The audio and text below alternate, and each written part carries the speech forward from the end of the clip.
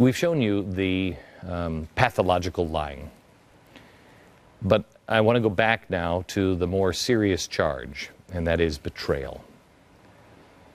Last night, we put up some questions up on the chalkboard. Why were the prior security warnings ignored leading up to the attack? Why was it? Was the president in the Situation Room watching the drone footage in real time? Who was the Situation Room? Who was in there? Who ordered the drone over Benghazi? Was Panetta there? Who told the president that it was all about a video? That's not in any State Department document or email that we've seen so far. Why did the president ignore the information about being a terror attack and instead keep blaming the protest that didn't exist? Why did he mislead Americans when he knew it was a terrorist attack at 6:04 p.m., the day before the Rose Garden? Who made the decision to deny sending in help to help our soldiers and our ambassador? Why is the newly appointed Libya investigator an Islamist sympathizer with ties to CARE and Iran? Couldn't we find anybody else? These are the questions we asked last night.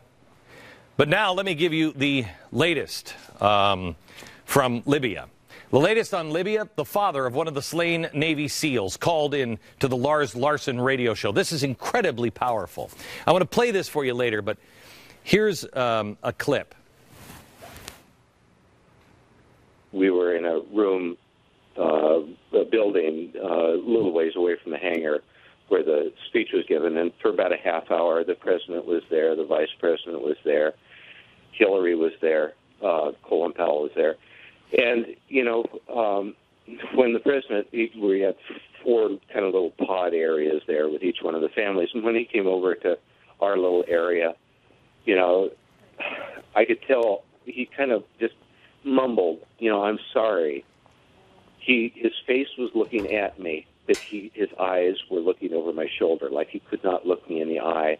And it was not a sincere, I'm really sorry, you know, that your son died, but it was a totally insincere, more of a whining type, I'm sorry.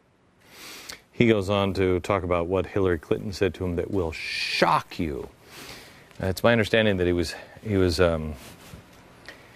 calling in the Lars Larson show, and he wanted to get a hold of me or Lars Larson, who is on the station that I'm on in Portland, Oregon.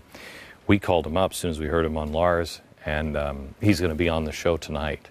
You have to hear his story. Now, the White House has declined comment on the president's timeline that day. They won't tell us where he was during the attack.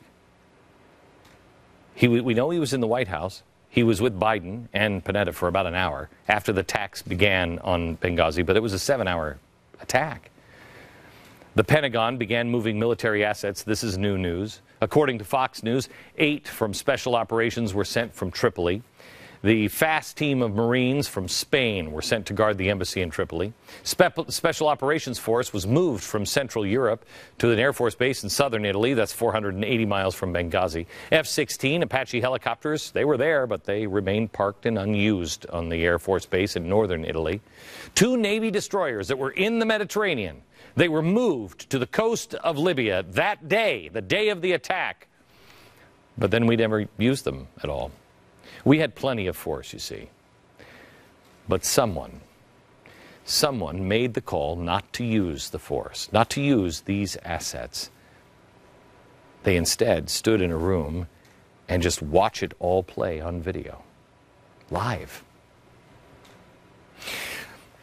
These are the 5 points. We're going to hit these a lot. These are the 5 points on Libya that you have to know. And really, I think only number 2 is in question now. Here it is. The administration is running guns to aid our enemy, Al-Qaeda, the Muslim Brotherhood, and other radical Islamic groups to foment revolutionary democracy. That is what's happening. Number 2 is my theory. Ambassador Stevens was the point man for that exchange. Number 3, they had forewarning. It came under attack by terrorists, and the government knew. They watched it all happen in real time. They stopped the military from intervening. Number 4, they are now covering up, and they have done so by validating the radical Islamic excuse of Islamophobia in an attempt for sympathy and leniency on their murderous attacks.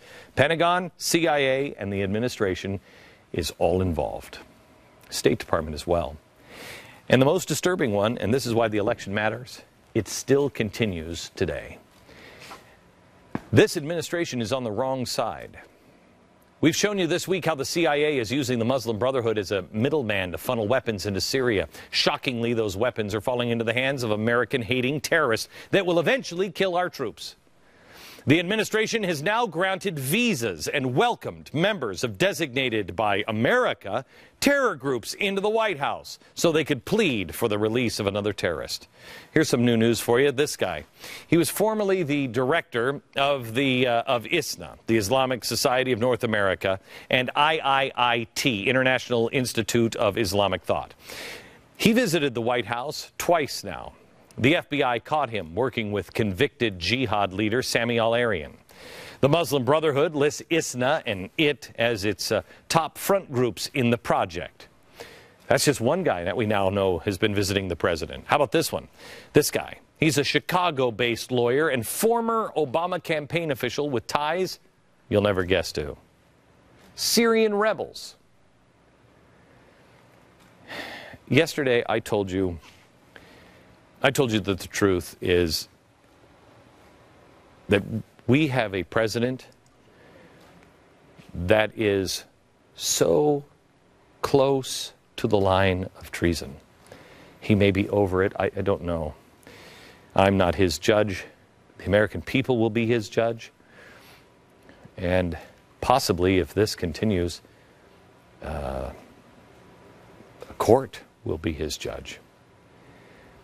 Treason is a really hard thing to prove, and it is a very hard thing to charge, and it is extraordinarily serious. It's in our Constitution. But what is it? It's the crime of betraying your country.